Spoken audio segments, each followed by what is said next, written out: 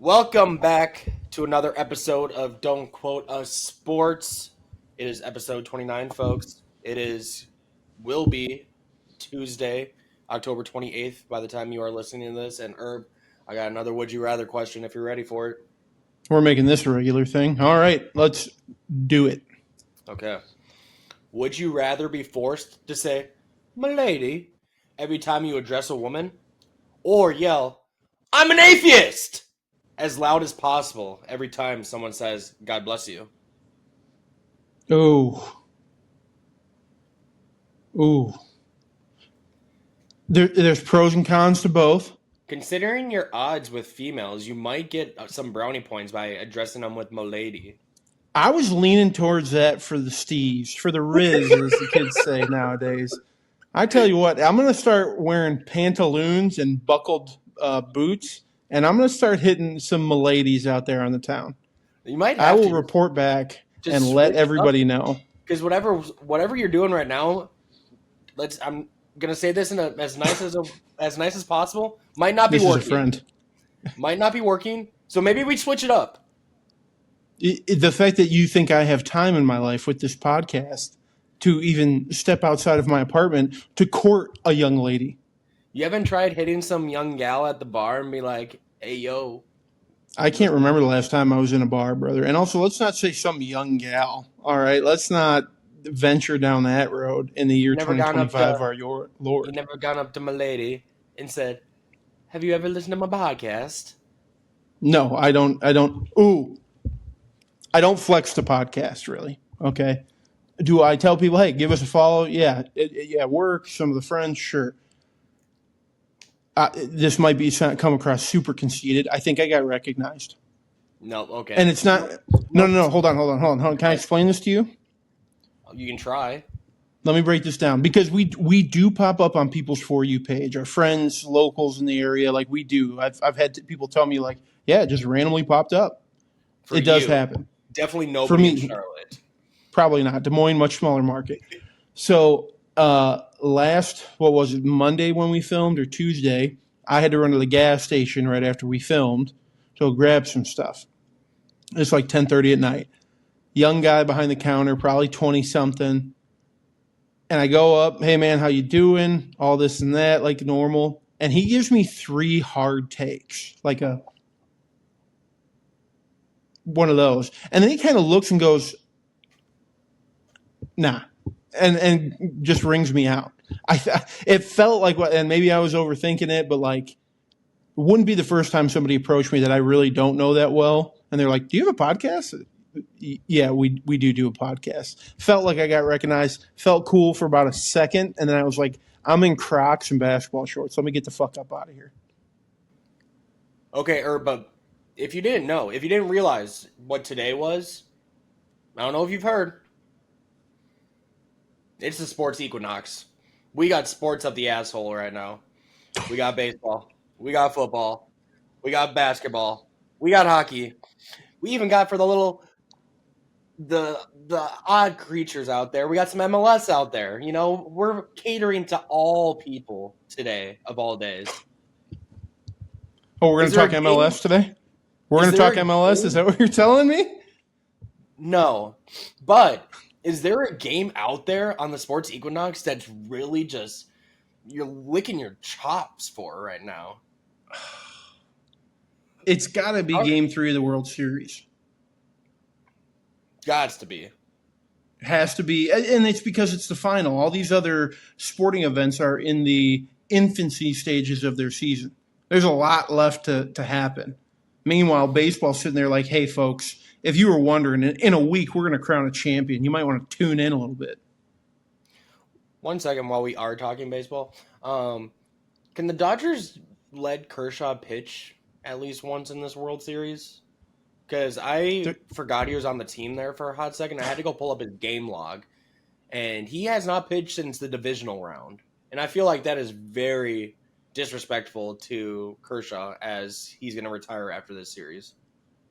They're saving him for one shot, one opportunity. They're wondering if this thing's going to go to 7 if we don't trot Kershaw out there for Game 7. What team do you know that's like they're playing the long game like that? It's Game 3. Well, just in case it does get to 7, we would have the craziest storybook ending ever in the back If pocket. there's a team that can afford to do it right now, it's the Dodgers. They don't necessarily need him going out there winning 2 games in the series. I bet you they look at it Game 5 if they're in a position, Game 5. I bet you they look at it Game 6 if they're there. It'll just kind of be how they're feeling about it. I bet as cocky and asshole as the LA Dodgers are, I bet you that's what's happening.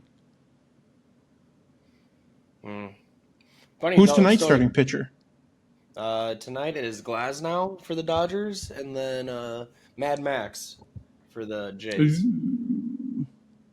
But funny enough, did you hear of Big Papi's story of when him and the Fox crew entered into Toronto for Game 1? No, I hadn't heard about this yet. So Kevin Burkhardt is like the lead guy for like the pregame stuff with A-Rod and Jeter and Papi. And I guess as they're going through customs to get into Toronto for the Game 1, whoever like the customs guy was gets Papi's passport, looks at it, lets him in, and he's like, "Die, Yankees lose!" Like, how Papi does it? Yes. The TSA guy in Toronto did that to Big Papi. Yeah. Die, Yankees lose. Professionalism in the workplace. What are we doing, TSA? Well, listen, then again, that guy's not getting paid right now, so he doesn't give 2 shits what he says. That guy could care less right now. Yeah, move it or lose it, Papi. Let's go. He was just playing to his audience. He knew he would get a reaction. I guess.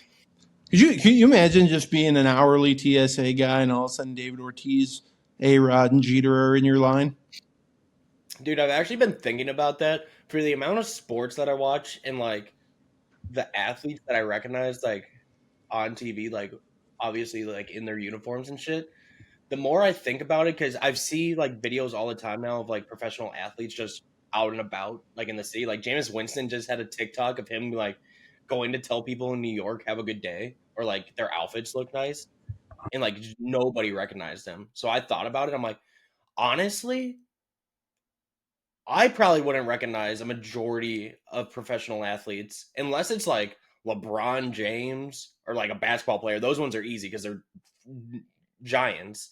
But if it was like Bryce Young, it would probably take me like 4 takes to verify that it was him or not. And by then, he's probably long gone. Do you know why that is? Why? The less headgear they wear in their sport, the more likely you are to recognize them, because your brain is so ingrained of like knowing what Carson or Justin Jefferson looks like with a helmet on. You know what I mean?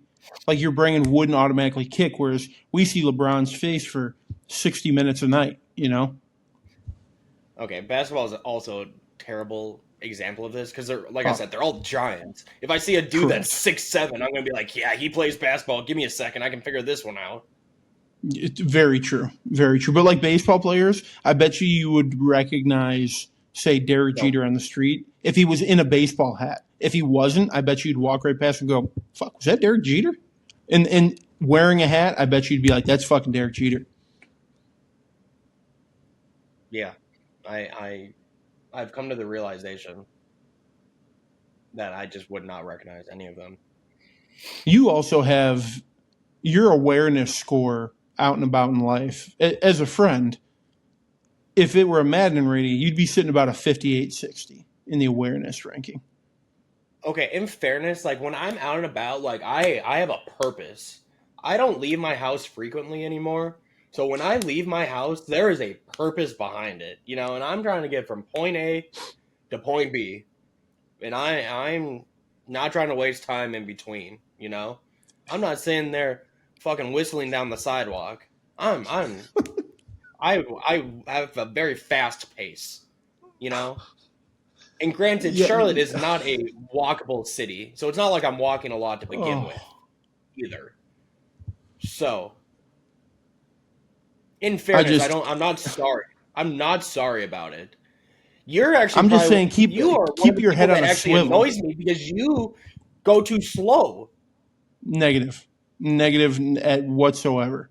I walk with purpose and intention, but I'm also very aware of the world around me. Whereas there could be a pink elephant standing on 2 feet right next to you. Nope. Head down, keep it moving. Okay, in addition to what I said before, I'm also very in the mindset of just mind my own business. If it doesn't pertain to me, it's not meant to be. You know what I mean? I'm not That's how you saying get be a yourself in trouble. Karen, but keep your head on a That's how swivel. you get in trouble. You in the security industry are what we refer to as a soft target, my friend. A very soft target. Herb, I've learned very quickly down here in Charlotte, if you start staring a little bit too long, good things don't happen. You just got to handle business, man. Sir, like I said, when I'm out, it's with a purpose, and that purpose is typically work. I'm not trying to throw fists in the middle of my workday while I'm trying to get lunch at Chipotle. You and I live very different lives, my friend. Very Extremely. different lives. And if anybody's listening to this and thought that we did live similar lives, newsflash. Couldn't be further from the Two truth. completely different worlds. We are not the same. He's an autumn. I'm a spring. It happens. I'm a Libra. He's a Virgo. I don't know how it works. Happens. Listen, Mercury's in the microwave. Who knows? Are you actually a Virgo? No, I'm a Gemini. Fuck. I am a Libra, though. I'm pretty sure. I've been told that that's an unbecoming thing for me. Okay, we're not getting into astrology. But I'm I just will saying, after this podcast if we are a match. Yeah, if anyone's actually listening out there and you've got some crystals in your nightstand and at least one dream catcher above your bed, give us a call. We've got questions. Where was I just at? I was in Greenville, South Carolina last weekend, visiting my cousin. My mom was in town, and we went downtown Greenville. Dude, I walked at least like 3 or 4. What's the card when they read the cards? Tarot card? Yeah, I walked through like 3 or 4 of those businesses on this main street in Greenville, and I think it was a sign. So if there's Did you go somebody get that read? happened, no, Rachel is deathly afraid of it. Huh? I don't know. But I think it's a sign that we need to get our card read on during the pod. So I think, listen, there's an old lady here in the great city of Des Moines down in Beaverdale that runs one of these psychic tarot card shops. Let me see if we can't send a little message and see if she'd join us. this could be an extremely interesting segment. I'm just saying. The people. But we do it. We ask her sports bets on futures.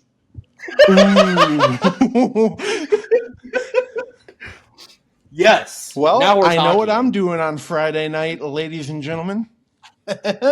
Folks, get ready for next week's episode. It's about to be a banger.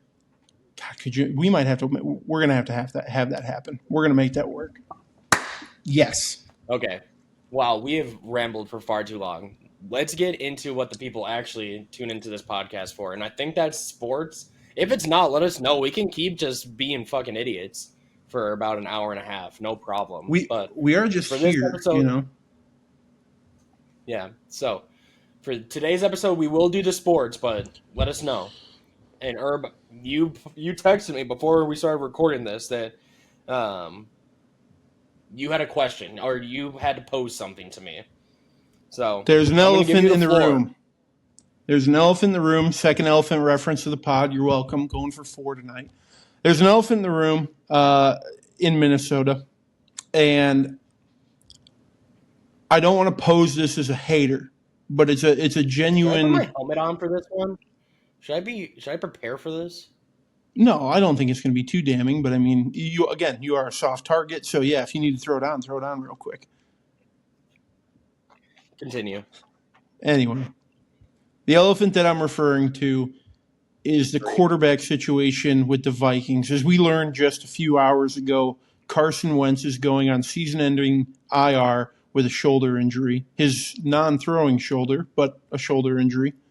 And J.J. McCarthy practiced today, and the anticipation is that he is going to be back. We all understand what's happened in Minnesota. J.J. was drafted, spent the entire first year injured, not really getting the reps that he should. Comes in, pulls off a double overtime victory against the Bears, and like one of the most heroic games since Case Keenum. Was it double OT? In regulation. Oh, my apologies. My apologies. Got a little mixed up there, but nonetheless, it's been 8 weeks. That's 2 months. I don't remember what I ate for breakfast. But regardless, comes in. He's a hero in that game. He's an absolute hero.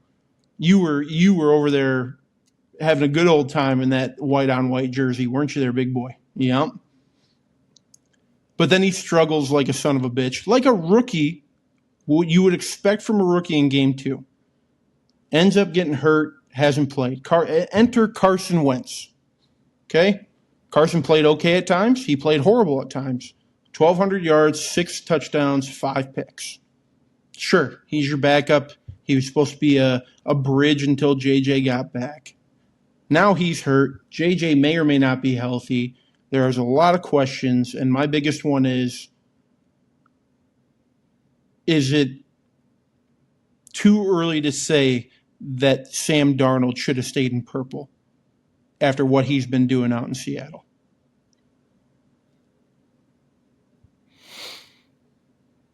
Okay, not the question I thought you were going to pose, to be honest with you. It's coming. There's another one coming. There's another one coming. Okay. So I won't. Maybe I won't get into that yet. Is it too early? If we're talking about this season specifically, yeah, it'd be real nice if we had Sam Darnold right now. But I'm also not going to sit here and be like questioning what we did this offseason, because me and everybody else in Minnesota, we all wanted to see what JJ has or had or whatever. You know, we want to know if he's any good. We don't want our first round quarterback to be sitting on the bench for years on end, never knowing if he's going to be good or not. You know, like, we drafted him with a lot of hope, a lot of intrigue, and want to see if we have our first franchise, like true franchise quarterback since Fran Tarkenton back in the 70s, you know? So I'm not going to sit like, yes, it probably is salt in the wound, the fact that Sam Darnold is probably playing even better than he was last season with the Vikings so far this year with the Seahawks, because based off all the rumors and talk that we were hearing going into this season, nobody was really expecting it. I think a lot of people thought it was more so a flash in the pan, and we're giving a lot more of the flowers to Kevin O'Connell for how well he played last year, rather than really giving a lot of the credit to Sam Darnold, where I think a lot of it should have gone. I think because he was the one out there. He was the one doing it, right? Obviously, yep. Kevin O'Connell put him in good positions to succeed, but he thought to go out there and make the plays, right? It's not like somebody was out there throwing the ball for him and operating the offense, right? So, yes, especially with the injury that JJ had week 2, yeah, I would love to sit here and be like, I wish we had a really solid backup like Sam Darnold or even Daniel Jones, who we had in the room last year, right, for the last part of the season.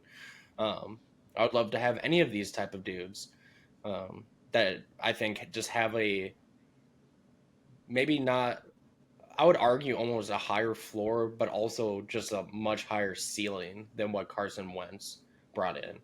But at the same time, thank God we brought Carson Wentz in a week before the season started, because we were a week away from having Sam Howell as our backup quarterback and throwing him out there for 6 weeks. That would have been 10 times worse. I don't disagree. My big thing is is this working? Is this how, I know it's not how it was supposed to go, but like, is this what Viking fans are willing to put up with right now? Because the way the roster was built in the offseason was to compete now. and they're not in a position right now, not saying they can't be, but right now they're not in a position to compete for a playoff run, especially in the AFC North right now. But I think that's fair, though. Like, how many teams can truly expect to compete with their backup quarterback in there? Like, we've seen the same thing with the Bengals.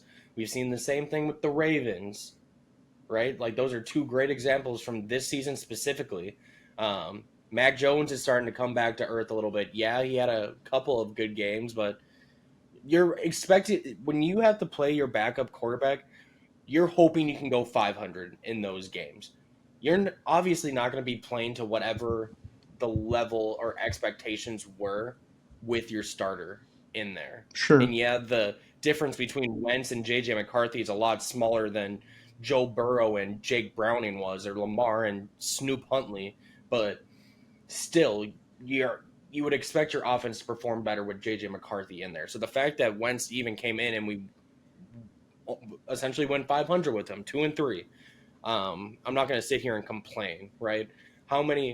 There's not a lot of backup quarterbacks that you can throw out there and then expect not to miss a beat.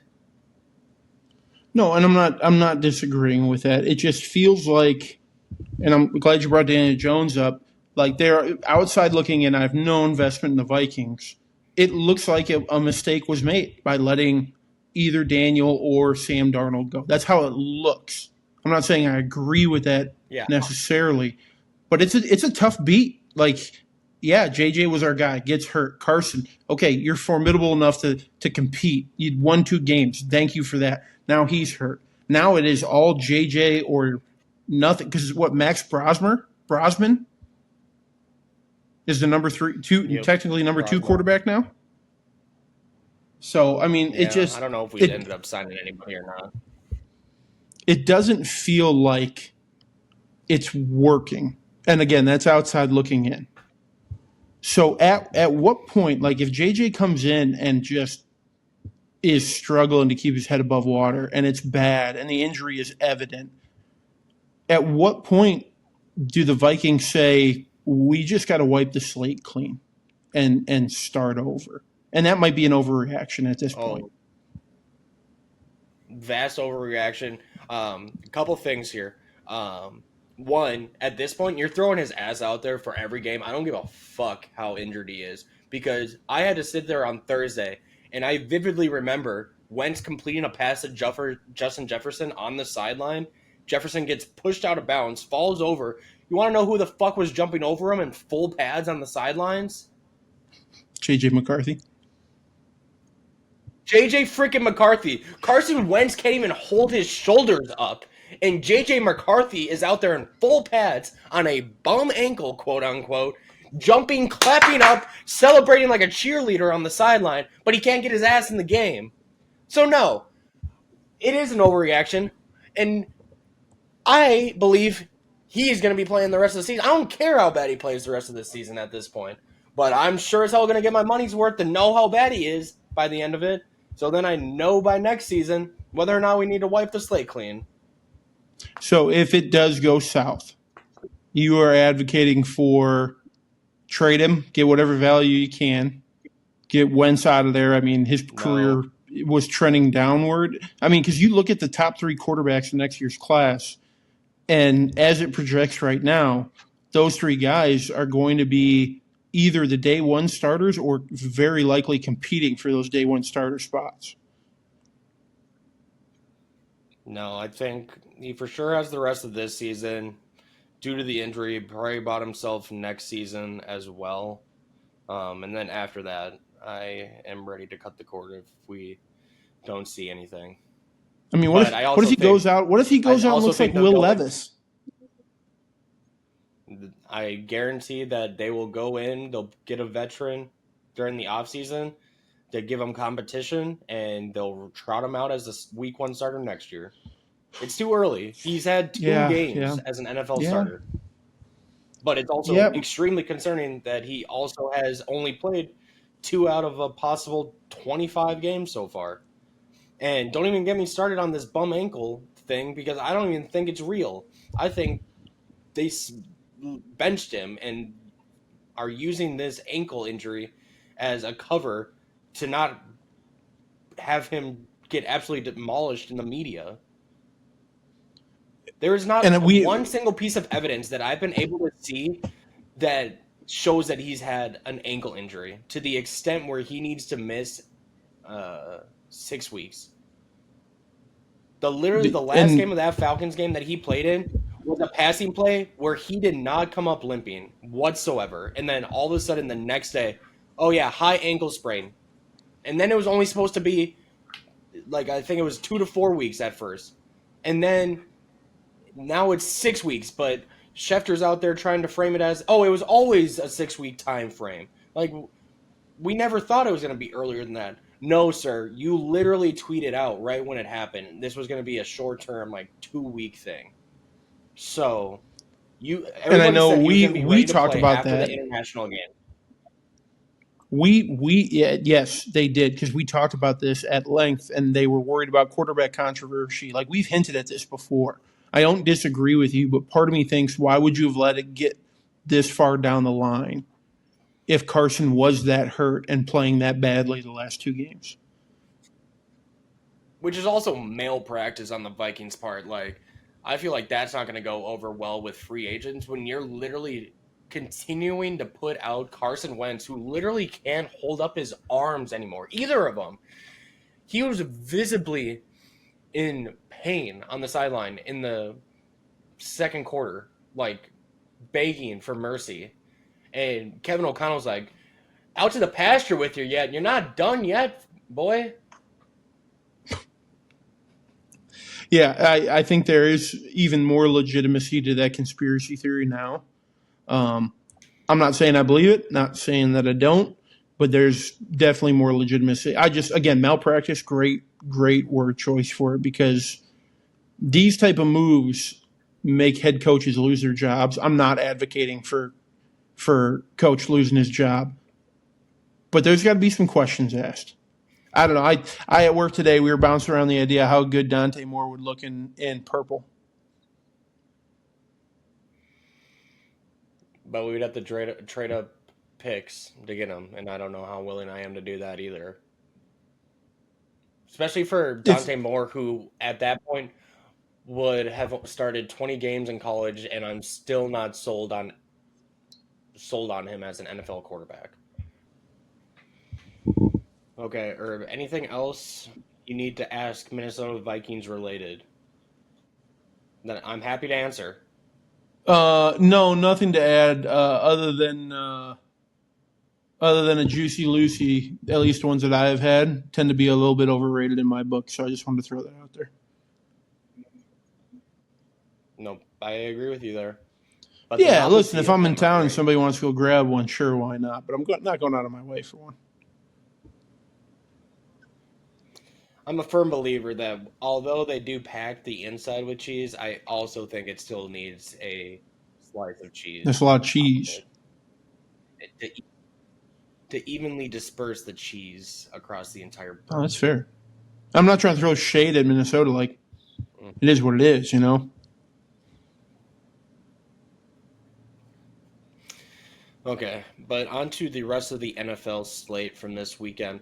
Herb, I gotta ask the question. The AFC North, the second I start thinking that it can't get any worse, it continues to get worse. And I don't know how that keeps happening. I am getting ready to go out on a limb. I know it's a 17-game schedule now. I don't know if whoever wins that division is going to win 9 games. And I say whoever wins that division because you want to take a stab at who the favorite is to win after what we saw this weekend. Let me run down what happened this weekend first real quick. Steelers lose a second straight in Aaron Rodgers' not homecoming, but he played against the Packers Sunday night.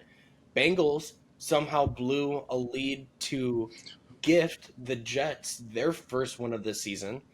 The Browns got absolutely trounced by the Patriots, even though Myles Garrett had 5 sacks in that game. and then the Ravens and Snoop Huntley somehow beat the Chicago Bears, who had won, what was it, 4 in a row coming into this game. So yeah, just completely normal things occurring in the AFC this weekend. But yeah, back to my question. Do you know who's favored to win this division right now? With Lamar According out, to I'd have to FanDuel? assume it was probably the Steelers at this point.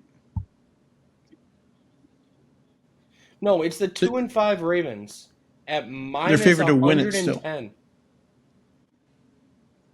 Yes, at 2-5. I mean, I know Lamar might be back, but that's how? that is updated odds after this weekend's game. Pittsburgh still has a 2-game lead in the division. They're playing decent football. They're not playing great football. When you play decent football in a division that's playing terrible football, you're going to be at the top. But for the Ravens to still be favored, what are we doing? I don't even know if Lamar's confirmed back yet, is he? Yeah, I think he's pretty much Okay, well, cool. That's, good for the Ravens, and I know they got a lot of names back on defense. Not all the names, but they got a lot of the names back on defense. So I understand that it's trending, but to have them favored over the Steelers at this point, the Ravens have a long way to go to even be looking at the playoffs. When's the last time a 2-5 team went to the playoffs? In fairness, do you want to hear the rest of the schedule? They have 2 games against the Steelers, though. They haven't played. So it's a cupcake. Is it a cupcake schedule? It's a cupcake schedule, isn't it? Well, hold on. We have no idea because apparently the Dolphins are fucking elite. We'll get into it. Vikings the following week. Browns, Jets, Bengals, Steelers, Bengals, Patriots, Packers, Steelers.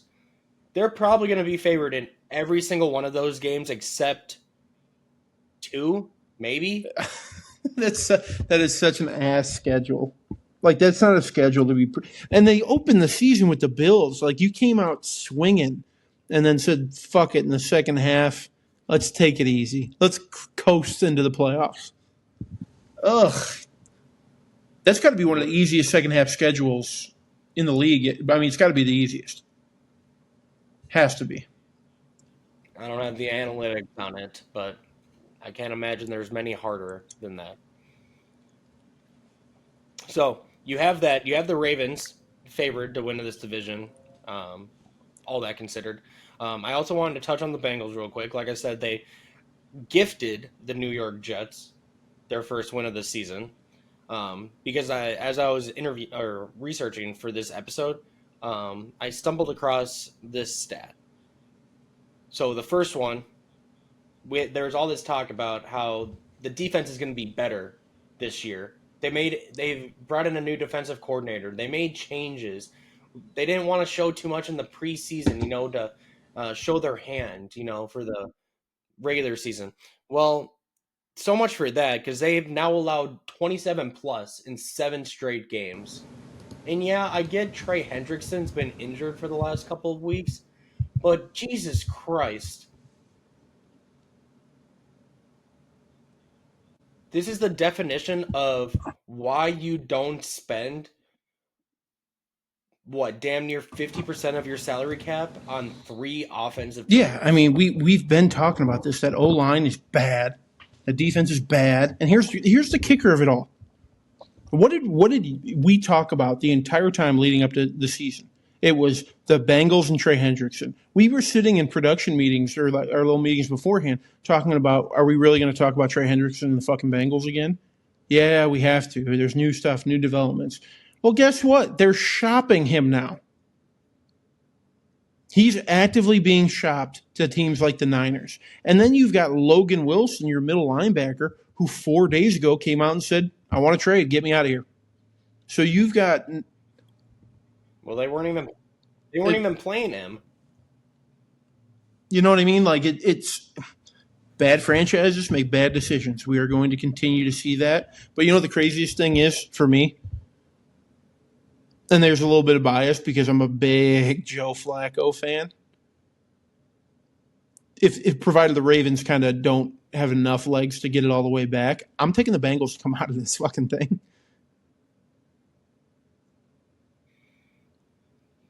and they're going to look back at this Jets game and be like, well, that's the I one mean, that would have gotten us there. probably. I'm not. Yeah, it was a bad game. It's tough to not hold it against them, but I'm taking the Bengals. I think this offense is going to continue to figure it out. Do you know? Do you know what stat makes it worse? Worse Oh, than the hit one I me. just I gave should you? really listen to all the information before I talk. So over the course of the last 2 seasons, the Bengals have scored 38 points 4 times. That's Yeah. pretty damn good. Mm-hmm. That's great offense right there. You want to know what their record is Tell me in they've those only probably games? won one. Oh, 1-3. 38 points, and they're 1-3 the last 2 seasons. If that doesn't tell you all you need to know about that defense, I don't know that can't what be will paint a real. clearer Are we picture getting for that front centilled office. or centelled? That's a real stat, huh? I hope not. I Oh pulled that from boy, CBS that's Sports, so I trust them a whole lot more than I trust dude. I tell you ChatGPT. what, that's a Paul Skeens-esque season. Where just your offense is playing lights out and your team's just absolute ass. Paul Skeens throwing electric balls all through the middle of the season. Couldn't win a fucking game. Oh Mm-hmm. God. Yeah, so that's the Bengals. We can touch on the Browns real quick because I wanted to gauge how bad do you feel for Myles Garrett. Backdrop to that one, obviously, like I said, had 5 sacks in this game against the Patriots. One man wrecking crew in the first half. I actually thought the Browns played really well in that first half, and then Drake May just went off in the second. Um, then they bench him in the fourth quarter because the game was out of hand. They weren't going to come back. Then he goes and does his press conference, all upset that he got benched, saying that he's sick of losing and he wants to, like, until the final whistle's blown, he wants to be out there fighting for a win, doing what he can to win, right? Blah, blah, blah. How bad should we feel for Myles Garrett? And before you give your response on that, also want to just shout him out. Youngest quickest player to ever break or most sacks by age 30 by a player in NFL history, faster than Reggie White and Bruce Smith. But how bad should we feel for him? He's the one who literally this offseason demanded a trade, and then the second that they offered him a shit ton of money, You made he my was like, point. I'm You made in, my I'm point back. right there. You made my Don't point worry right about there. it. We But then, shouldn't feel an ounce of sympathy for what Myles Garrett's going through. He is an elite talent. I watched quite a bit of that game. He's a freak pass rusher. There was nothing anyone could do about it. He's playing in a different gear than everybody else. He's that much faster. But I feel no sympathy, no nothing for Myles Garrett. This was the choice that you made, Myles. You said you wanted to go play for a winner. That is what mattered to you until the bag came knocking and you said, oh, I guess I'm not that interested in winning. Reap what you sow, big fella. Reap what you sow. Keep going and being you and being all world and all pro, please, because it's fun to watch. But don't expect us to feel bad for you that your team sucks because you chose money over wins. And rarely does that work out for you. and it's so interesting too because you see it in other sports like Connor McDavid just signing that new extension with the Oilers, where he took far less than what he was worth, or what he would have gotten in the open market, signing um, a 2-year pack for $12 million a year, where he easily could have gotten 18 to $20 million if he wanted. But you know why he didn't? Because he wants to win, and he knows to win, they're gonna need that money to spread it across other areas of the team that are lacking. And it's not like Myles Garrett doesn't understand the Browns' money issues that they have with all the money that they have tied up at Deshaun Watson. If you cared so much about winning, why did you need to go and reset the defensive end market? And I'm not going to sit here and like say that he's wrong for it because he deserves every single penny of it. And I think players should get paid their worth. But then I don't think it's fair for him to go out into the media and be like, "Oh, boo, poor me. They're not doing enough." Well, yeah, you're hamstringing them on top of all the money that they have tied up at quarterback. You know all the Yeah, they issues that could this team has. What do they you could get expect another them O to line, do? a really solid O lineman, and a number 3 receiver if he takes 10 million less, right? So that's why I don't feel bad. One of my most favorite stats in the NFL is that Tom Brady, whether you love him or hate him, I used to hate him, even him being a Michigan guy, couldn't stand him. I have the utmost respect. He's the greatest quarterback to ever play the game. There's a reason he was never the highest paid player in the NFL. And some years wasn't even the highest paid player on the Patriots because he understood all I care about is winning. I'm going to do whatever that takes to win, not just on the field and off the field, but in my contract. So we can pay guys like Randy Moss to come here and win Super Bowls. So we can pay great defensive players to come hold it down. So I don't have to score 42 a night. I can get away with getting to 28 a night and be okay. Myles Garrett, congratulations on your back. Congratulations on a phenomenal NFL career that is seemingly not slowing down anytime soon, but you are getting the direct result of what you took, and that is shitty quarterback play. Granted, he's a rookie. It's still shitty. Shitty offensive coordinator, bad O-line, and their secondary is brutal at times. At times. They are a very good defense, but at times their secondary has looked ugly. So Yeah. I just wanted to get your opinion on that. But outside of that, dude, at least no, it was essentially all day yesterday. It was just routes up and through. There was one close game all day yesterday, and that was the Jets Bengals game that nobody was even paying attention to until it was too late. yeah, There, I don't know. The Green Bay game ended up like it was a I'm trying to decent see. game, but yeah, it got away from them for sure. I'm trying to think of like the Titans got mollywopped. The Titans look like the worst team in the NFL yesterday. Yeah, no, I'm trying to think of like interesting, fun games. We haven't seen one yet, other than that Jets game. And again, that was such a who gives a shit bowl that no, but I mean, Jets fans weren't even watching that game. Yeah, so that leaves me like, where do you want to go from here? Like, is there? You just want to talk about like who played well? Because none of the games are worth talking about by themselves. You know, it's more like Yeah, it really performances was, at this wasn't point. it? I thought it just kind of a point. I think Green Bay handled the Rodgers situation very well. I do want to make that point, and I think that's a tribute to Green Bay as an organization, Green Bay as a fan base. You can call the homecoming. We were waiting to see an opportunity of history to watch them beat the Packers. Didn't happen. It was fun to watch. It felt weird in the beginning, and also, actually, this is even more important than Aaron Rodgers going back and playing in Green Bay. And we have to talk about this, Isaiah. It's huge news. It's massive news. Some of the biggest news of the weekend, some might say. What the fuck were the Pittsburgh Steelers wearing last night?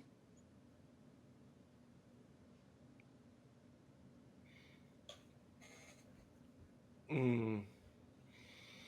Yeah, there's going retro, and then there's doing these like 1950s throwbacks. And it is just like I remember the Giants did that shit last year to celebrate their 100-year anniversary in their first game against the Vikings, and they're wearing like it was just ugly. It's just ugly to watch on TV. And you know what it is? It's a Yeah. straight up money grab by the NFL because Well, they're wait. just trying to sell jerseys. They don't. It's the same shit that they do in the NBA, where every team has to have 4 different jerseys of different variations, so people have to go spend Who's money to buying get a that new one. Pittsburgh Steelers jersey? What Steelers fan out there was like, I have to own that one? Who? I want to meet them. Have you not met? Have you not met diehard Steelers Even fans diehard before? Steelers fans are saying that those are fucking ugly. They're as bad as you remember. There's 2 that come to mind, and they're NFC North teams. One, Do you remember the Bears navy with the orange stripes? Awful. Yeah. Awful, heinous, awful. And then the Green Bay Packers, when they went navy and brown back in like the AJ Hawk, Clay Matthews era, heinous. The Bumblebee Steelers. The Steelers are notorious for doing this crap. Ugh.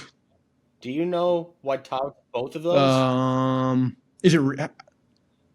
Do you remember the 20? It was the late 2000s, early 2010s Philadelphia Eagles with the yellow and light Oh blue. yeah. Didn't they have the Michigan wings on it? Right. Oh yeah, Yep. those were terrible. Yep. Those were bad. I tell you what, the Bumblebee Steelers and whatever the Steelers trotted And out in last night might top that though.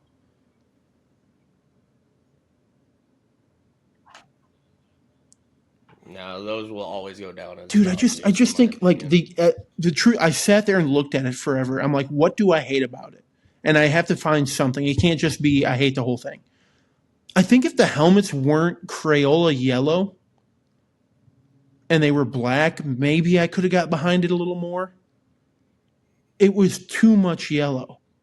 Even the Chargers a couple weeks ago, it was a little too much yellow, but it wasn't that bad. This jersey was something different. It made me uncomfortable. Yeah.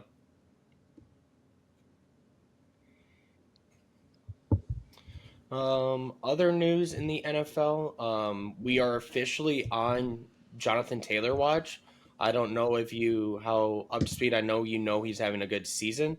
But he is currently just off pace of setting the NFL record in rushing touchdowns in a season. After another, believe it was a 2 touchdown performance this weekend. He is now on pace for 26 rushing touchdowns, which is two off of LaDainian Tomlinson's record of 28 that he set back in his MVP season. So we will be keeping Can tabs I? on that for the foreseeable future because I don't see him slowing down with the way that team has been No, and I want performing to so give us a far. little credit. Can we give ourselves a little pat on the back here? Can we give ourselves just a small pat? Because last week we talked about this and we made mention that JT is having that MVP like season. Like this thing is building and loading right now. And he's going to get screwed like Saquon did last year. He's going to win Offensive Player of the Year when he should win the MVP. This guy touches the football, and you better hold on to your jockstrap because nobody knows how deep he's going to take this thing. I mean, he's got to lead the league in long distance touchdowns at this point. He has to. And trust me, from the No, Titans I side, wouldn't be he shocked cut at us all. up. He made us look like a junior college team playing an NFL team. The guy is electric, and who knew all it took was a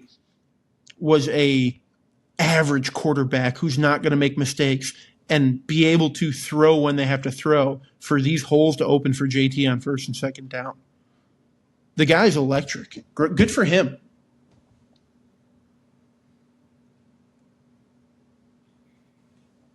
Yeah, without a doubt. And then other shout out.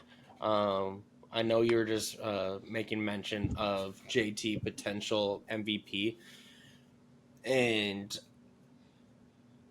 the name that I am starting to monitor for MVP watch because it's getting more real by the week. Drake May and with the New England Patriots.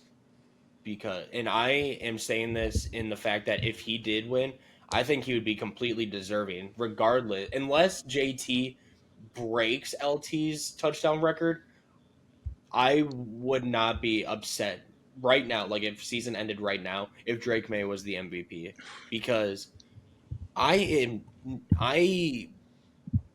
keep thinking it can't get better from a 23-year-old second year quarterback out there in New England, especially taking into account the weapons that he is forced to utilize or leverage. And it's nothing short of amazing what he's doing this year. Like I said, he had a rough first half against the Browns, but he went off in the second half. 3 touchdowns and just dominated that second half. So now he's up to 17 total touchdowns. He has a passer rating of almost 120, ranks fourth in QBR. He's on pace for 4,300 yards, 32 touchdowns, and another 4 Yeah, on I the mean ground. that would be solid. Here's the question. Yeah, no, I As a get it. 23-year-old. My question to you, and this is going to be in a little bit of defense of JT here, just because I'm tired of us screwing over non-quarterback positions for the MVP. You said if he breaks LT, then yeah, you got to give to JT. What if he ties it? Is that your tipping point? He has to break it?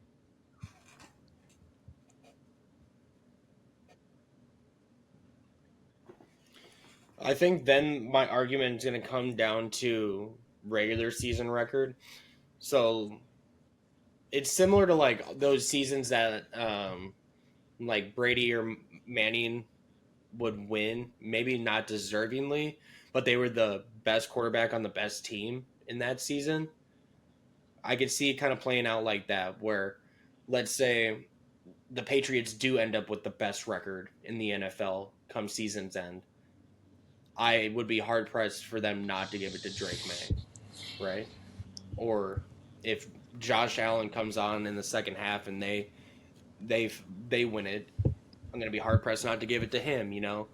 Um, but let's say the Colts stay as high as they are, they finish as a top 1 or 2 teams, and JT ties the record.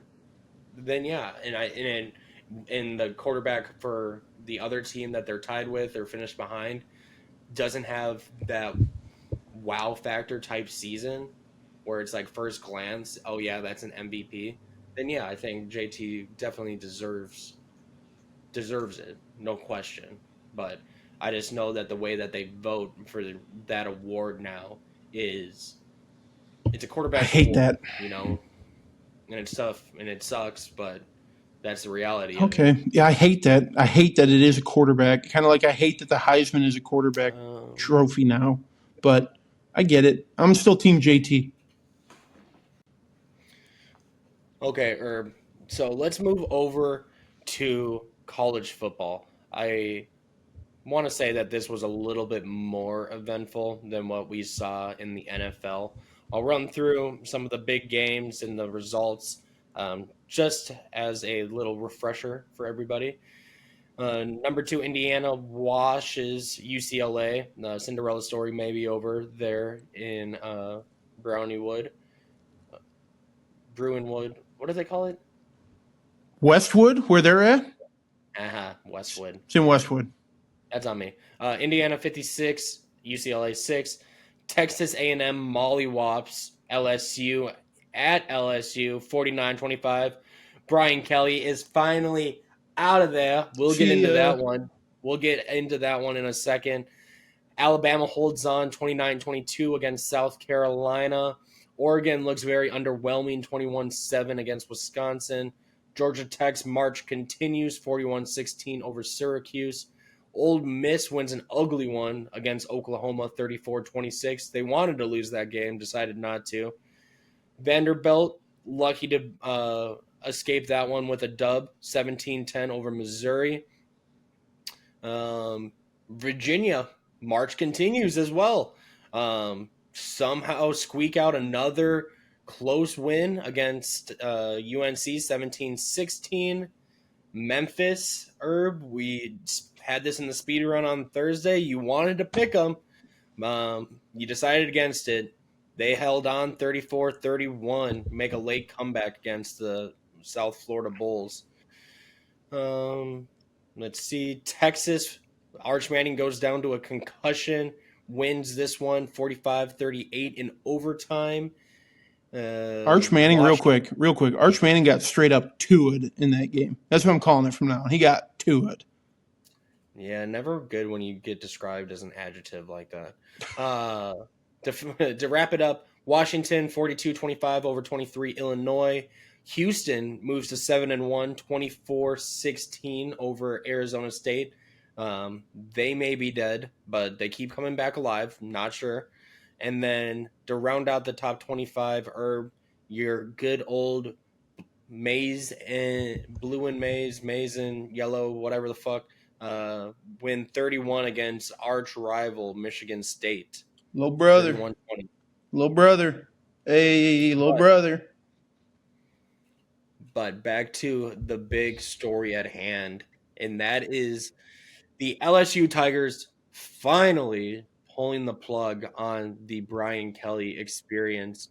Kelly is, I'm just going to run through some things first and then we can dive deeper into it. So LSU's on the hook for $54 million in buyout money to Brian Kelly. Kelly did go 34-14 over 4 seasons at LSU, but they had lost 3 of their last 4, all within the SEC, to pretty much solidify another underwhelming season down there in Baton Rouge. And I can't say we're surprised by this. Offense ranked 82nd in scoring, 96th in total offense, and their passing attack, which brought back the preseason Heisman favorite, or one of the Heisman favorites, currently ranks 122nd in all of the nation in passing yards. Not great. But the stat I really wanted to get into was during Brian Kelly's time here. Like I said, he went 34-14 over 4 seasons. He had the most losses as an AP ranked team during that time. So he lost 13. So granted, 13 of those 14 losses, his team was ranked at the time. So I don't know.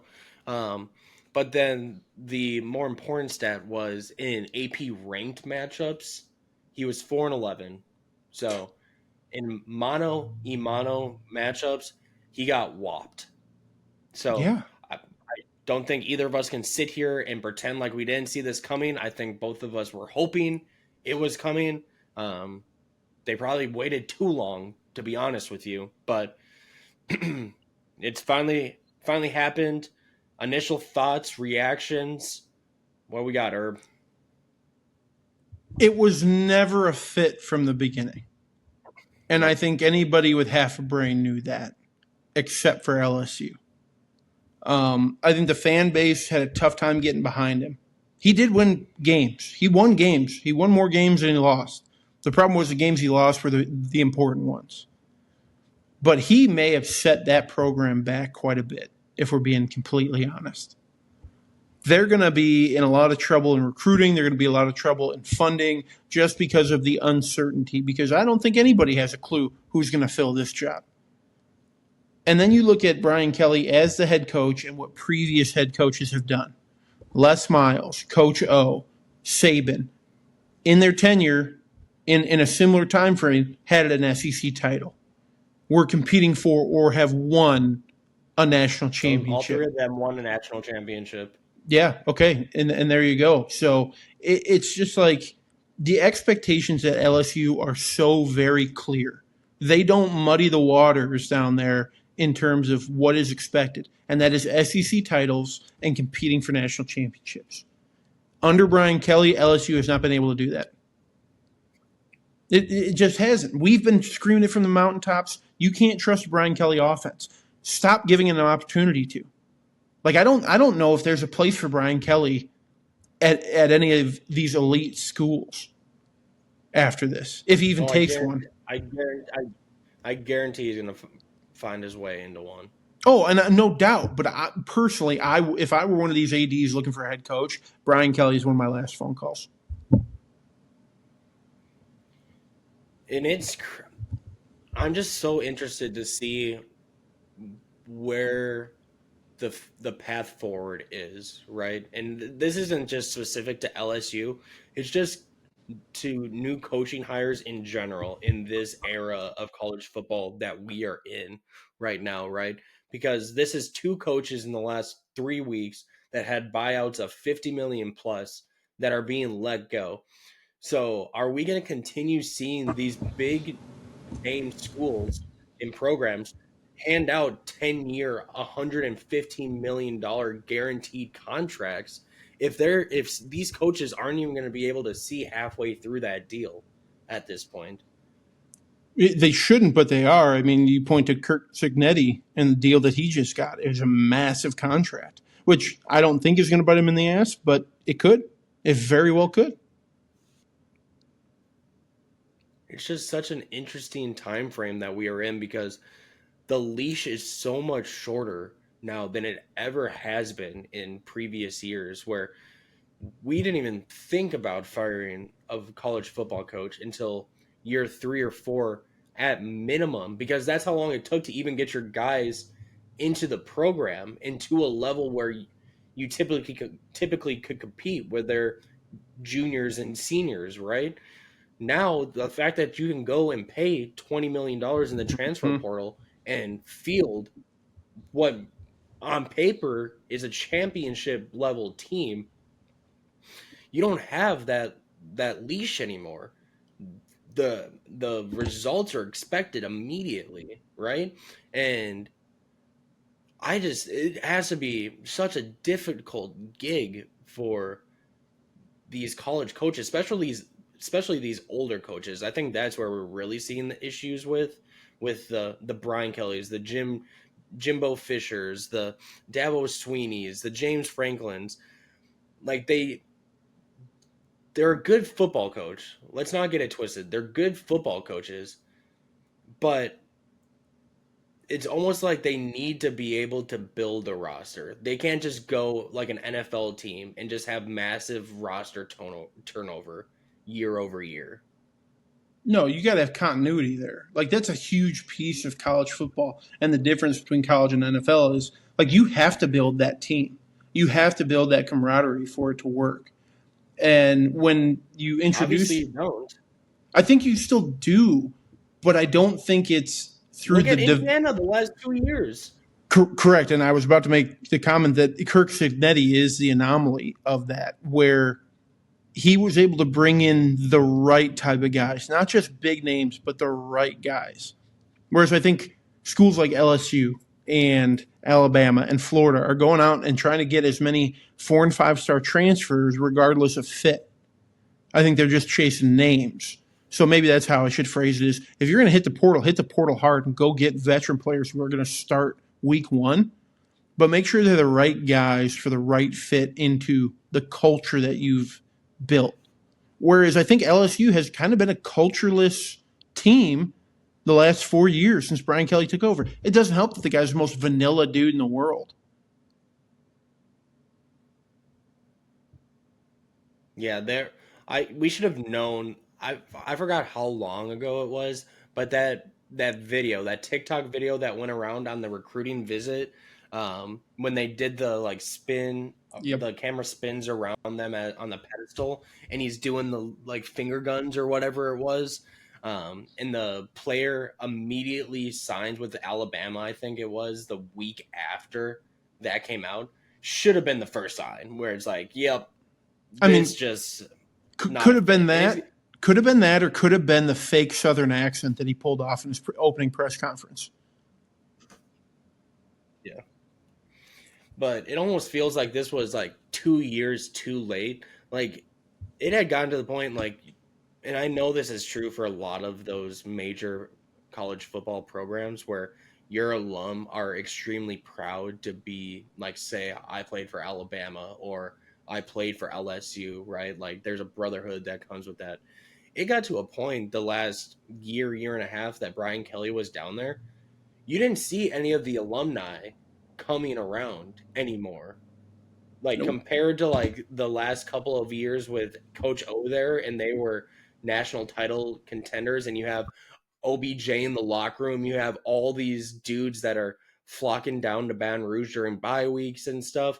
There was none of that anymore. It was almost were like they were embarrassed to say that they played for LSU. The culture, Brian Kelly successfully killed one of the most cultural institutions in college football. Let the band play neck. I mean, that was what it was, man. It was old school Southern swag. And then you bring Brian Kelly's vanilla, boring ass in there, and the only thing he's good for is throwing a tantrum in a post game presser. Like, what did you expect was going to happen? You went from the king of the bayou, Ed Ogeron, who can speak Creole, to Brian Kelly from South Bend, Indiana. Just the unseasoned chicken that is Brian Kelly.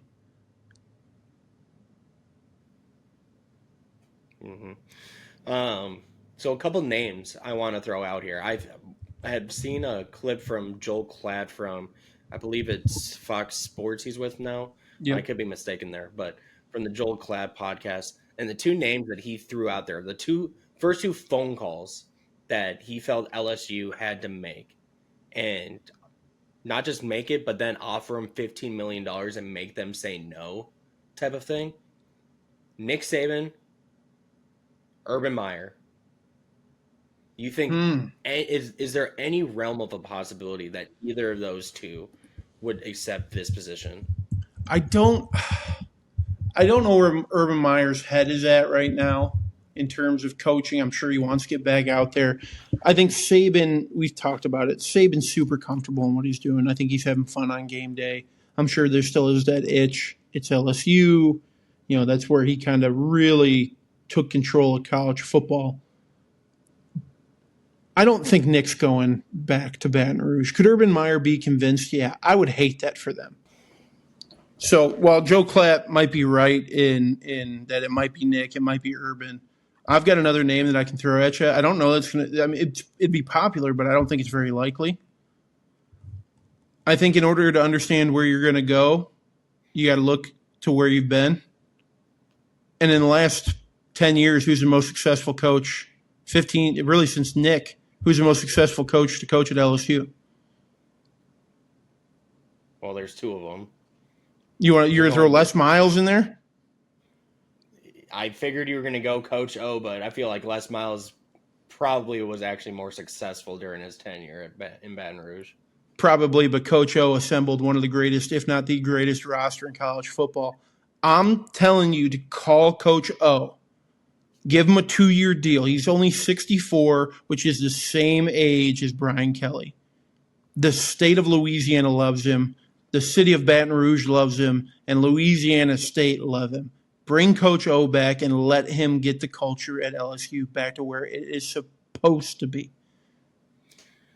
It's just so interesting to me how we have some of the best openings in college football that we've seen in the past decade, all open at the same time with Florida, LSU, Penn State, right? Like these are premier openings, right? And I feel like we've never had less of a candidate pool than we do right now. Like it feels like, as Busby would say, just like the old gentleman's club of college football coaches. They're just like recycling these old heads over and over again. Like, where are these up and coming dudes that can take one of these positions and bring them to the promised land? I think they're coming. I just don't know if their time is here yet. Like they had the Alex Golish, right? What's the old boy at SMU?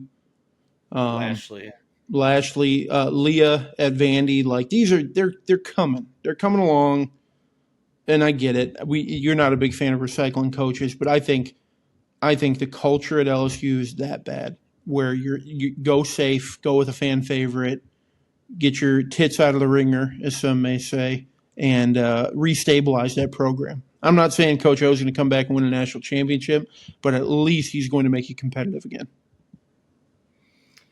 Yeah, I don't know, man.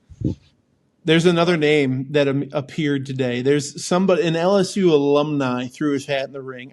I don't think there's a shot in hell it happens. Have you heard this yet? Mm-mm.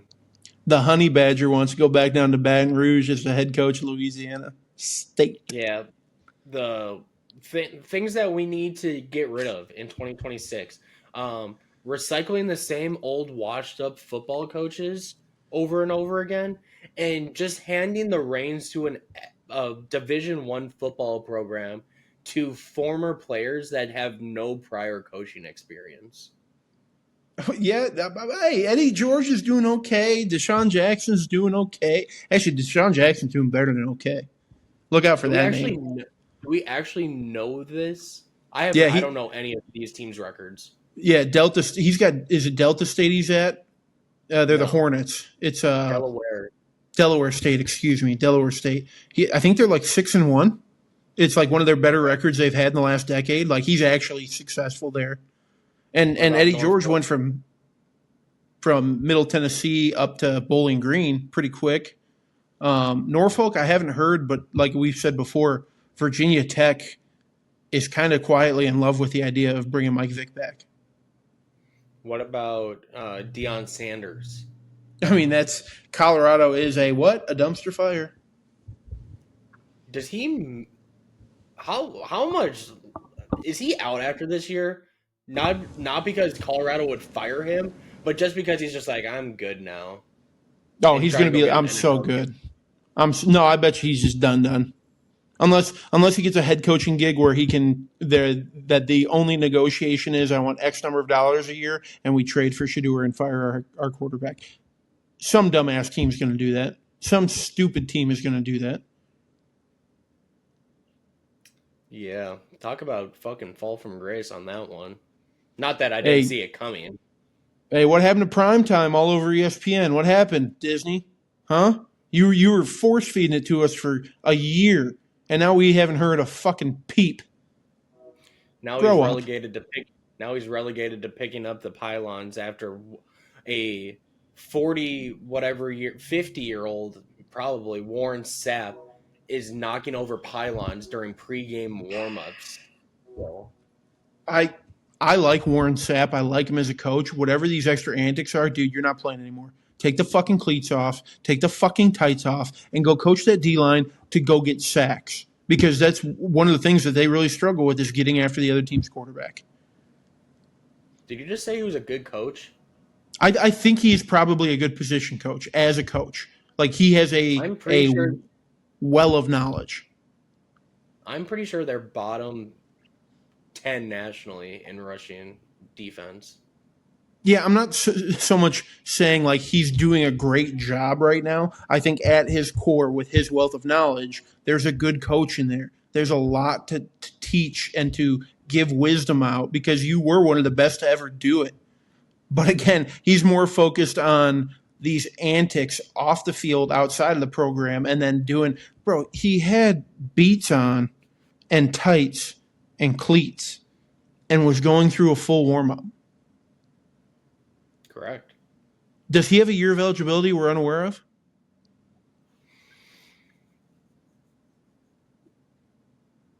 It's so fucking ridiculous. It's so where's Joe Klatt in all this? Joe Klatt was singing praises. Joe Klatt's one of the more notable alumni from Colorado. Hey, Joe, we've referenced you once already. Step up to the plate and start condemning what the hell's happening in Boulder, please.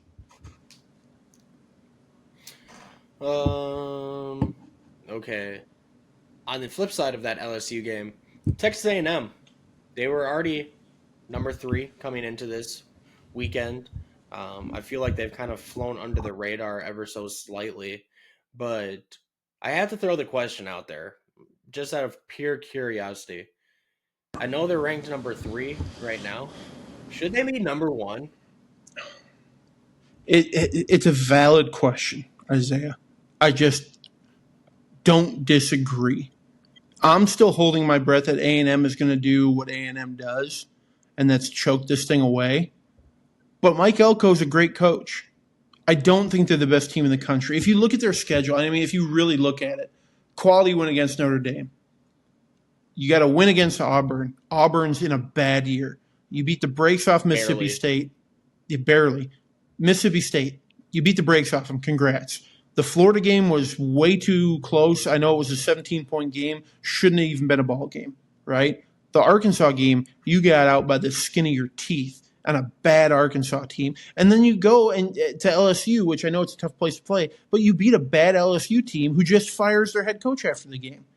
I don't know that I would necessarily be like super proud of like all these big victories over these teams. because none of these teams are living up to their expectation at this point. And when you look at their schedule moving forward, they're playing Mizzou next without Prabula. They're playing South Carolina with a Sellers that absolutely hasn't lived up to expectations. You get Samford in there, congrats. And then you go to Texas, who, again, is having a down year. They haven't played an opponent who is championship caliber yet. So that's where my hesitation comes with putting them as number one. Notre Dame. But that was also week 2 of the season. Fair. That is a fair point. That was also week 2 of the season, and I think Notre Dame is going to be noticeably better at the end of this season than they were in week 2. I think it's too soon. I don't know, but if there is one dude I need to shout out though on Texas A&M, and that dude his name is Cassius Howell, the DN for Texas A&M. That dude is a fucking freak. He got a sack this weekend against LSU where he bent the edge and the tackle didn't even fucking touch him. He didn't touch the tackle either. He literally just bent the edge that quickly and that, like, with that much agility and just fucked up Garrett Nussmeier from his blind side. It was one of the best snaps I've seen on tape before in my life. Outside of, like, I would put it up there with, like, the Jadeveon Clowney, like, Michigan play that we all know. Watch your mouth. Watch your mouth. You know it's true. I'm well aware. I thought you were going Marcel Reed because that guy's apparently really, really high, if not ranked number one in a lot of people's Heismans. I thought that's where you were going. I was unfamiliar with Cassius Howell's game, but I will do my due diligence after this and go watch some highlights on the TikTok. Oh, you should. You'll be able to pick him out immediately. He has 8-pack of abs, and he does the crop top like Zeke used to do. So you'll be able to pick him out on the defensive line immediately. Listen, if you have an 8-pack, I get it. Show it off. You worked for it. I get it. I get it. You worked hard for it. And then last thing, college football related, because I'm gonna be honest. I don't want to hear this. You might have to start. I think you might have to start walking it back ever so slightly. The talks that the things you've been saying about Iowa this season. Nope. Because while it might not be pretty, this week it was an absolute just wipe the floor of Minnesota in one of their biggest rivalry games to win back the Floyd of Rosedale 41-6. Their lone loss so far this year is by 5 points to the number 2 team in the country. And it's starting to get real. What are you suggesting that here? A path to 10-2. I'm just saying the path is there where they could be 10-2 at the end of the season with a win over Oregon and a 10-2 Big Ten team. It's going to be really tough to keep them out of the playoff. I'm just saying. The fact that you think that there's a real path for them to be a double-digit win team might be one of the more egregious things you've said to me in our entire friendship, not just on this podcast. I'm not saying how much I believe it's true or that it will happen, but the matter of fact is it's a possibility right now. Yeah, and I mean, I could hit the lotto tomorrow. That's a possibility. Here's the thing, okay? I will give Iowa the credit that their defense is a top 5 defense in the NCAA. Their defense is a championship caliber defense. That offense is so far behind. I don't care what happened against Minnesota. You were playing Minnesota, who might be, oh God, they're way down there with fucking Northwestern. Dude, they're way down there with Northwestern. No. I'm unimpressed by this win. I'm unimpressed by everything they do on the offensive side of the ball. Well, they run the ball really, really well. Cool. You're going to have to throw it. And Gronowski still struggles to throw it. Still, he's an electric athlete. I'll give him that. The dude can run his shoes off. Love that for him. There's no way they're getting past Oregon. And if by some miracle of Christ above that they do, they travel to USC, they're not coming out of LA with a win. Okay.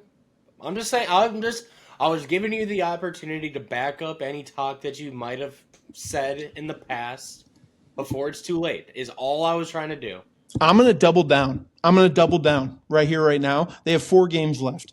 Versus Go ahead. Ooh. I know you like to listen to Part of My Take, or have listened to it in the past.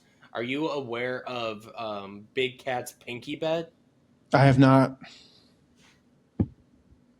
Or maybe I have, but I don't recall it. He usually picks a team right about now that he's not going to pick a team like the Titans, but like last season, for example, he picked the Texans, and he said that they wouldn't win the Super Bowl. And if they went and won the Super Bowl, he would have to cut off his pinky at the first Yes. level. Yep. I do remember that. What is it this year? Oh, you want me to do that? You want me to do the pinky bet? Team. Well, no, I don't want to rip their thing off, but I think something similar. I got it. You ready? If Iowa finishes 10-2 and makes the playoff, you have to get a Hawkeye logo branded on your ass. I've already got a butt tat. You want me to go other cheek? You got 2 cheeks. Actually, Fine. let's put it somewhere where we can show it on social media. So maybe like shoulder or something. And the left cheek, we can make that work on social media. Fine, I'll say it right here, right now. If they go 10-2 and make the playoff, I will get a Hawkeye tattoo on my left butt cheek, or an Iowa tattoo. I'll get an Iowa tattoo. I'll get IOWA brand. Oh no, I'm not branding, brother. Listen, listen. No, you're gonna get. Listen, my brothers at the HBCU, they've got that on lock. That is, I'm not gonna culturally appropriate what they got going on with their fraternities. All right, I'm not gonna do all that. I'll get a tattoo. I'll get an Iowa tattoo. I've done it. I've branded myself before. It's not that bad. Yeah, I'm good on that. I'll get a tattoo.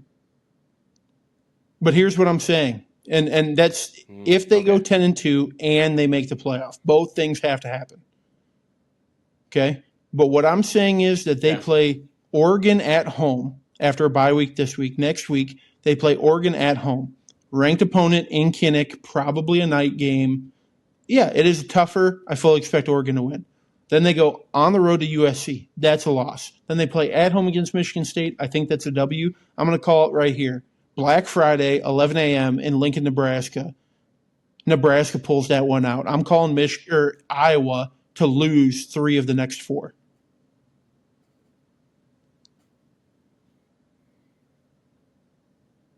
Okay. Well, at least I got a verbal confirmation. That's all I need at this point. Just legal documentation. That's all we're looking for. Yep. Okay, talk some basketball to wrap it up. I'll hand it over to you, though. You put the notes together for this one. A little NBA. Lead me where you want to discuss here. All right, so we're going to start with the defending champs, the Thunder. Give you a little update on where they're at. They're cruising. They haven't skipped a beat, Isaiah. They're 3-0. Okay, and I think their biggest win so far in 3 games was an early candidate for Game of the Year, in my opinion. Did you happen to catch any of the matchup, the rematch of the finals against the Pacers? Dude, they've had 2 of them already. They've had 2 games go to double overtime already this season. Yeah. They went double overtime with the Pacers in a fun game. And if you were wondering if SGA is missing a step, he is not. Okay? In that double overtime game, he was 55 points, 8 rebounds, 5 boards. But here's what I know you're going to love on this, okay? Want to take a guess at how many free throws he shot? It's probably north of 20 if I had to take a stab at it. He was 23 of 26 from the free throw line. How many of those foul free throws were the result of him actually getting hit? Probably two or three of those trips to the line were real fouls. Because I have seen far too many videos of him just shooting the ball and then falling over. Not even touched, just falling over and getting calls. Yeah. Which is ridiculous. I don't think he's running from the free throw merchant thing anymore. I think he's just leaning into it even harder. He's like, screw it. If I'm going to score 55 in a double OT game, I'm going to get 23 from the line. I don't care. Like, they actually need to look into that, where it needs to start being a foul if you're flopping to the ground when you're not even being touched. Like, I can get selling contact if there's contact. He's not being touched and just falling to the ground. Like, he's such a good basketball player.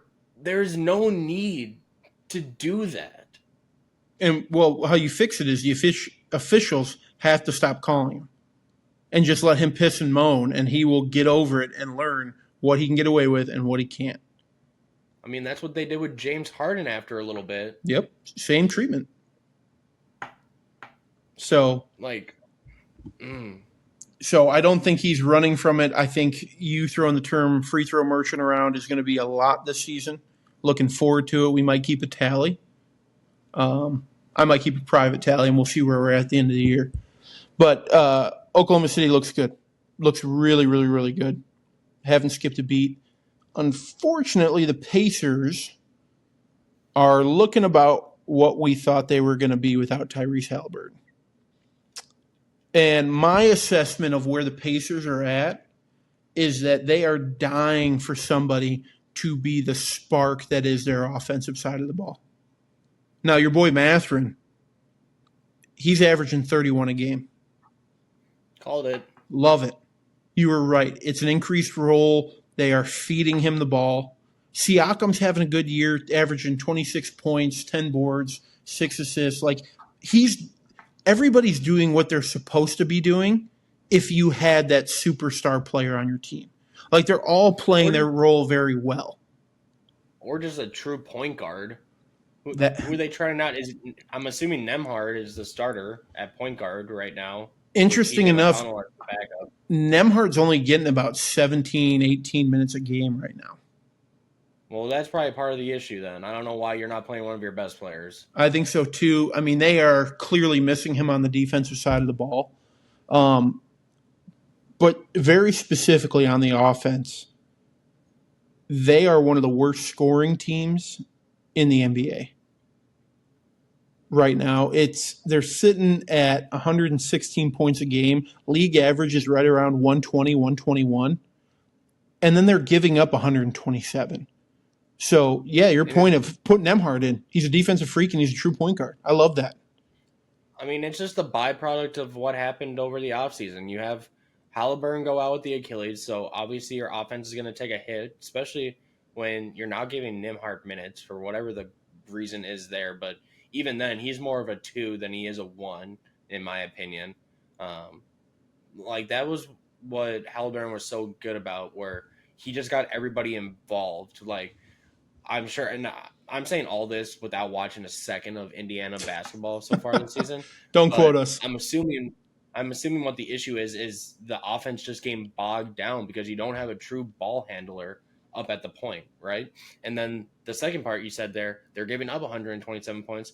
Well, yeah, you just lost one of the best interior defensive players in the entire league in one of the most jaw-dropping moves of the offseason in Myles Turner, and did lickety split to try and replace that, right? So to say I'm surprised by these stats, no. Does it suck considering I like the Pacers and I like the players that the Pacers have? Yeah, it does. But we knew coming into this season they were going to be a bottom. They were going to be fighting for that last playoff spot, if not the play in at best, right? Like, I think the names that they have, they're too good to be in the play-in, especially in the Eastern Conference. But to expect anything better than 6, 7, 8, we're just selling dreams at this point. Yeah, I don't disagree. I think if they figure it out on offense and they have somebody else step up, they're going to be in a lot better spot. I mean, Obi Toppin's their third highest scorer at 14 points a game. That's a tough beat, man. Like they're dying. So I think, and again, we are so early in the year, but if this trend continues, you may be looking at the Pacers as buyers around the deadline, which is so far away right now. But they may be a team that has to go add another name, whether it's a defensive name or an offensive name. I doubt, if anything, they'd be selling at the deadline. I think they kind of are taking this as a gap year. I don't think they're going to see it as a reason to go. Like, Mathurin is in the last year of his deal. Siakam, he's not going anywhere. You got him tied up for a bit. It doesn't make sense to try and go, like, even if you do buy, right? Let's say they do buy at the deadline. How much does that raise your ceiling? Okay, so you go from a 6, 7, 8 seed to what? A 5 seed, a 4 seed. I feel like the top 4 seeds are pretty locked up in the Eastern Conference already. Yeah, I feel like they have to strike while the iron's hot. I feel like that's what they got to do. Even if you add a player, if you add one single player to this roster, you're not going to jump the Cavs. You're not going to jump the Knicks. You're not going to jump the Hawks. You're not going to jump the Magic. You're probably not going to jump the Bucks. No, hold off on the Hawks talk. I'll make mention of that. Hold off on the Hawks talk here, brother. But I'm just saying, I just don't, unless they're going and getting a top 5 player in the league, I just don't know how much you're raising the ceiling here. It just doesn't make sense in my opinion, and especially for a small market team that doesn't make moves like that. Yeah, and you're probably right. It would have to be a top 5 player. They don't have the capital. They don't have they can't do it. What I'm thinking is even if they did have the opportunity, they're not going to do it. I just feel like this team is young enough. Strike while the iron's hot. If you can compete and make a playoff and maybe take a run at this without Halliburton, you're going to be so much better off next season when Halliburton gets back. That's kind of where my head's at with it. So I'm hopeful for the Pacers because there's got to be – I'd like some real Midwest representation again. I love that. The home of basketball, for God's sakes. Actually, I think that's Lawrence, Kansas, right? Minnesota is the state of hockey. It doesn't mean it gets us any closer to the Stanley Cup. So, well, it should be. Get there. Anyway, another team I want to do a little pulse check on because you were riding high on them, probably still are, and that's okay. But the Houston Rockets, with the addition of KD running the tallest lineup they can out there, they're 0-3. Should we be concerned? Again, it's very early, or is this a maybe we just need to be patient, or is it like, oh boy, like it's happening again with the Rockets? I definitely think it's too early. I think they got robbed in OKC. I thought they should have won that game opening night. But one, you're trying to get cohesion with this new look roster. I really think they're missing Fred Van Fleet at this point because you're not really trouting out a true point guard right now. It's kind of a hodgepodge of sometimes KD's bringing it up, sometimes Thompson's bringing it up. There's not a true point guard that's out there. When Reed Shepherd does come in, they're just sticking him in the corner and making him a spot up 3-point shooter. He's not really ball handling per se. I just think they need to figure out the lineup that works, right? And it's not like they're getting blown out by any means. It's just trying to figure out the continuity and the lineups that truly work for them. I do think if we continue to see struggles, this would be a team where I could see them making a move for like a point guard or at the trade deadline. Don't know who that would be, but I'm sure there'll be names as we get further into the season that become available. But yeah, way too early on the Rockets. I think they'll be just fine. And I tend to agree. It's just, you go get KD, you don't expect to go 0-3 off the rip. And I don't know that it's any of KD's fault. I do think it's a cohesion issue right now, and it is the lack of a true point guard. As nice as Amen Thompson is, he's not a true point. Not yet in his career, at least. I think he could be even at his size, but he's just not a true point. They're screaming for a point guard to just be able to facilitate it. Don't worry, they're only 0-2, and they're currently up by 23 right now. So yeah, I think we're okay. Hey, there we go. We're okay. KD is scoring 30 a game, so you got that going for you. So yep, nope, has not lost a step, that's for sure.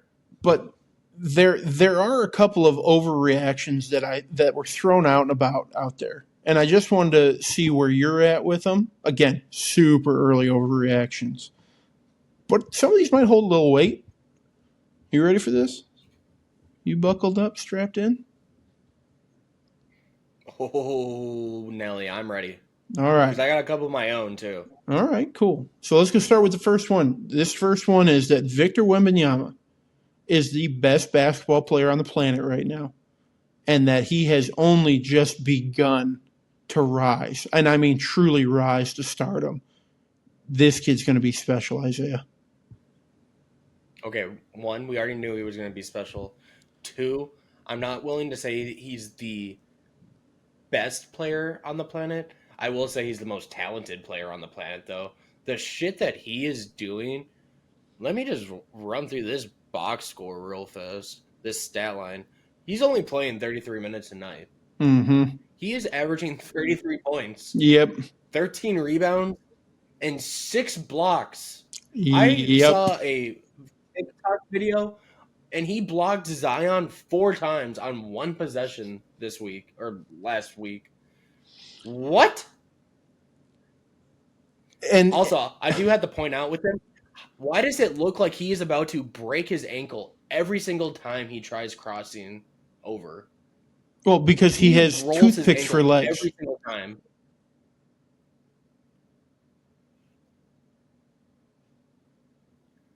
Could you imagine if he puts on 20, 25 pounds like Giannis did? I think that was the goal, wasn't it, in the offseason? Like, it was all about him getting to pro weight and being able to bang down low. And I think he did put on weight, but then I think he grew another 2 inches too, so it kind of offset itself. That doesn't help any. No, Jesus, that doesn't help any at all. No, dude, he is the number one scoring option. Like the cool thing about the Spurs right now, and what the Spurs have always been great at, is they've got a superstar down low that the offense certainly does run through, but it doesn't have to run through it. Dude, when they get to building these dynasties down in San Antonio, they do it right. And I'll hesitate to call it a dynasty, but there's a youth revolution in San Antonio that I think the rest of the NBA needs to be paying attention to in a big way. I mean, we're talking about Wemby. We're talking about Devin Vassell. We're talking about Stephon Castle. We're talking about Keldon Johnson. I'm missing somebody else. Oh, Dylan Harper in there. All 5 of those guys are all under the age of 26, and they're all averaging double-digit points. And, dude, they're doing all of this without De'Aaron Fox, too, who hasn't played yet this year. Yeah. So you surround De'Aaron Fox, who is what the rotation's going to look like. Yeah, sorry. No, go ahead. I'm just saying, I just don't know what that rotation's going to look like once. I would have to imagine Harper is the one that gets pushed to the bench because they're starting 3 guards and they're just kidding. No. Harrison Barnes is starting. But yeah, they have so many good guards right now. It'll be interesting how they split the minutes once he's back. Yeah, dude. I don't want to call him a dynasty yet, but I mean they're doing something down there that they've done before. And like NBA, look at the history. Be careful of what's happening in San Antonio, even in a jam-packed Western Conference. Like, look out below. Because Wemby's got those boys doing something. Yep, we knew it was bound to happen. Mm-hmm. All right, next overreaction. Last year just delayed the inevitable. Oh, yeah. I mean, that injury changes the entire game for Wemby. We're sitting here a little less shocked by what he's doing if he's not hurt last year. But the next overreaction. Giannis Antetokounmpo should absolutely be considered the MVP frontrunner. And our expectations for him this season should be no lower than the damn moon. Let me run through the stats real quick on you. He's averaging 36 a game, which is second in the NBA. Averaging 16 rebounds a game, that's first in the NBA. Averaging 7 assists at 14th, and he's averaging a block and a steal a game. I mean, I tried telling you before the season started that Giannis was the guy to watch out for, because if this team is going to be worth a damn this season, it's going to be because Giannis just does something we've never seen before, and we've seen that so far this season, and I don't expect it to slow down anytime soon either. He's essentially their point guard right now. I don't know. I words can't describe what he is doing. It's a one-man show out there in Milwaukee, and if the MVP, let's just put it this way, the MVP race is going to be very interesting come the end of the season if Giannis is playing like this, if Wemby continues to play like he is, and then you still have Jokic and SGA doing what they've done the last couple of seasons. This could be one of the most interesting MVP races we've seen in a long, long, long time. Yeah, if these guys continue this hot start, we could be talking anywhere from 4 to 6 players deep into the season of like they've got a chance. They've got a real chance at this.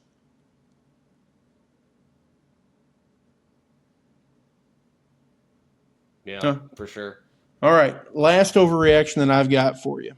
And it's surrounding the Rookie of the Year, which we both said last week. We're not going to bother with this one. It's a lock. We were wrong. There's a kid named VJ Edgecombe playing out in Philly that's playing out of his damn mind right now. Game 1 goes for 34 points, the most ever by a Sixers rookie and third most in NBA history in a debut by a rookie. VJ Edgecombe is averaging 25 points, 6 boards, 5 assists as a rookie in Philly. Cooper Flagg, he's playing okay, but he's struggling at times. He's finding a rhythm. The Mavs are trying to figure out what they are. But VJ Edgecombe, what do you think of this kid?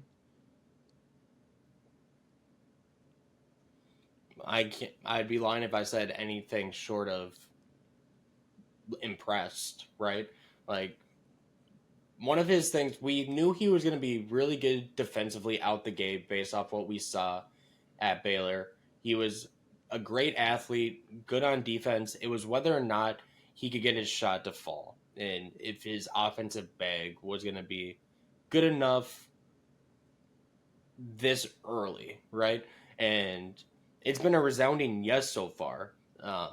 He's been hitting down shots. He's a well-rounded player, and he's everything that the Sixers could have hoped for and more, especially with whatever is going on with Paul George. You got Joel Embiid, who can't even jump anymore out there on the floor. VJ Edgecombe is the complete opposite at this point. He can jump through the goddamn roof, right? And he's just one of those players. The potential was so high coming into the draft. I just didn't think we would see it this early. I thought there was going to be a lot of growing pains with him. I thought he was going to be more of a spark plug off the bench, he was going to be a defensive guy first, and then the offensive game was going to come later. And it seems like I just missed the beat on that one, and he's just going to be a really, really well-rounded player from the onset. But I have to applaud the Sixers at the same time, just nailing their 2 draft picks, their 2 first-round draft picks the last 2 years in Edgecombe and and Jared McCain, who also isn't back yet. But when he was playing last year, he was probably going to be the rookie of the year. The one concern is whether or not they'll be able to keep it up because you have Edgecombe and Maxey right now playing north of 40 minutes a game, right? That typically is not sustainable throughout the entire year, but at the same time, they might be forced to, especially if Embiid is only going to average 20 minutes a game. Paul George can't see the court, and who knows when McCain's going to be back, right? But they got, and then it's also going to just be the question of when McCain comes back. Now you just have a plethora of guards. Their their four leading players in minutes are all guards right now, all averaging 30 plus minutes a game. I don't think that's going to be sustainable either, unless you want to get I guess they have Andre Drummond, so I guess maybe they wouldn't get out rebounded every single game, but point still stands. But the other rookie I got to call out is the hometown kid, Con Knipple with the Charlotte Hornets. And just the Charlotte Hornets in general, dude, this team has been fun to watch so far this season. They should be 3-0. They shit down their leg in that game against that loss against the Sixers last week, but they have looked very good. And Con Knipple specifically has come in and his shot has translated immediately, just like we thought it would. He's shooting almost 60% from 3-point in his first 3 games in the NBA. And that's on 6 3-point attempts per game, too. So it's not like he's only attempting a couple, right? But the offensive game is there. LaMelo Ball, for all of the flack that he's gotten over the years about his defense, has looked like he's playing with intent so far this year. He looks like he's ready to take that next step as long as he can stay on the court. And it's just going to be super exciting to watch this team grow throughout the rest of the season. Okay, Irby. Well, that was another weekend recap with Don't Quote Us Sports. Make sure to leave us a like, comment, follow, subscribe, tell someone you know to give us a listen. And that's all I have. But make sure to catch us on next week's episode. That's it. See ya. Peace.